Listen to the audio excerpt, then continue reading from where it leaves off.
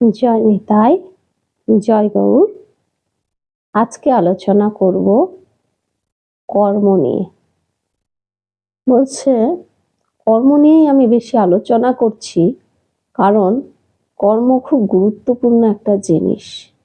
তুমি যদি সাধু সঙ্গ করো, সৎসঙ্গ করো, তাহলে জানতে পারবে যে আমাদের জীবনে চলার পথে কর্মটা কতটা গুরুত্বপূর্ণ, তাই না?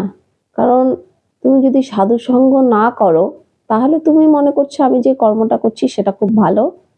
কারণ কিরকম কর্ম করছি, আমি একজন চাকরি করি, আমি আমার স্ত্রী সন্তান নিয়ে খুব সুখে আছি, হ্যাঁ, এবং আজকে রেস্টুরেন্টে যাচ্ছি, কালকে পার্টিতে যাচ্ছি, হ্যাঁ, বেশ আনন্দের সঙ্গে জীবন কাটাচ্ছি, এখানে ঘুরতে যাচ্ছি, ওখানে ঘুরতে যাচ্ছি, তাই তো?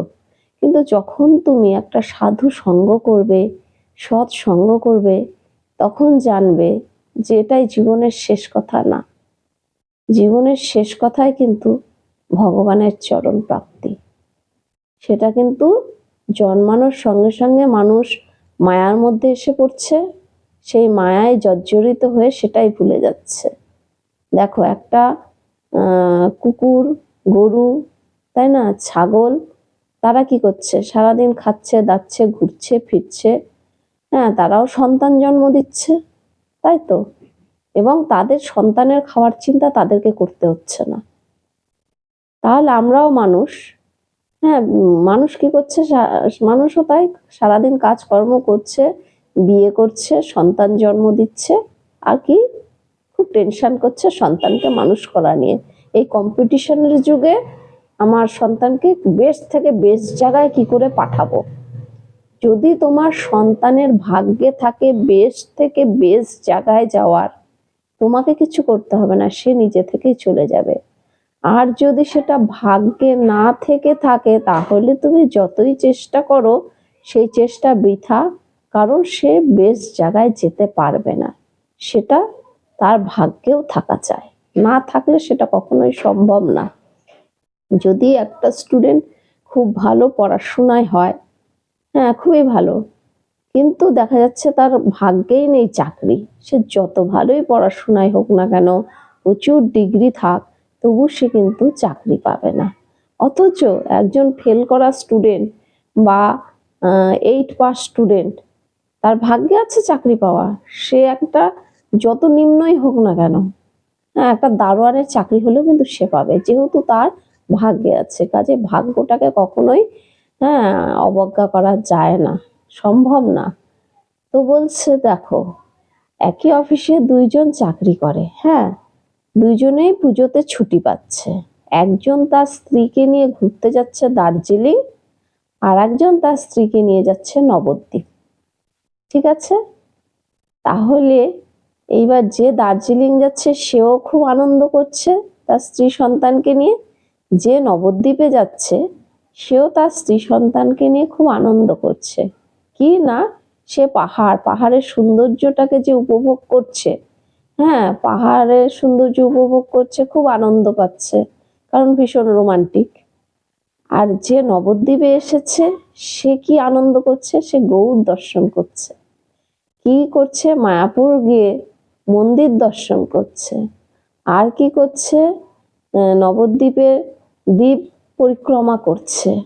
আর কি করছে না, এই যে গৌর দর্শন করছে, তারপর ধামেশ্বর মহাপ্রভুকে দর্শন করছে, সেও কর্ম করছে।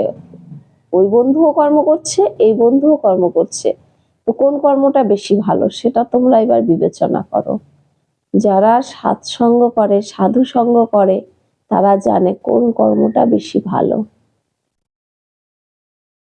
একই ছুটি পেল, ধরো ও 7 দিন, এই বন্ধুও 7 দিন, কিন্তু এক বন্ধু তার কর্ম দিয়ে চলে আসলো নবদ্বীপে, আর এক বন্ধু তার কর্ম দিয়ে গেল দার্জিলিংয়ে, তাই না? তাহলে যারা সাধু সঙ্গ করে, সৎসঙ্গ করে, তারা জানে যে কোন ফলটা কাছে দিবে। তীর্থ দর্শন, সাধু দর্শন, হ্যাঁ, এই যে ভগবানকে দর্শন করা, হ্যাঁ, বিগ্রহ দর্শন করা, হ্যাঁ, এর একটা আলাদাই আনন্দ এবং অনেকেই আছে মন্দিরে মঠে গিয়ে প্রণাম করে, ঠাকুর আমাকে এটা দাও, ওটা দাও, সেটা দাও। কেন যে চায় বুঝে পায় না। কারণ ভগবানের যেটুকু দেওয়ার সেটা সে নিজে ঠিকই দিবে, তুমি চাইলেই যে দিবে এমনটা তো না। কারণ ভগবান যেটা করে সেটা মঙ্গলের জন্যই করে। এই যে জীবনে চলার পথে কর্মটাকে বেছে নিতে হবে, যে তুমি কর্মটা কি করবে।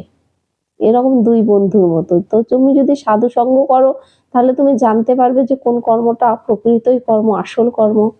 হ্যাঁ, শুধু কি সংসার ধর্মটাই সব? সংসার ধর্ম সব না। সংসারে থেকে তোমাকে কর্ম করতে হবে, সেটা অবশ্যই সৎকর্ম, ভালো কর্ম, ঈশ্বরের প্রতি কর্ম করো, তবেই তুমি উদ্ধার হতে পারবে। আর তুমি যদি না করো, হ্যাঁ, তাহলে কি হবে? তুমি তো উদ্ধার হতে পারবে না। এই 84 লক্ষ যোনি তোমাকে বারবার ভ্রমণ করতে হবে, সেটা কি ভালো?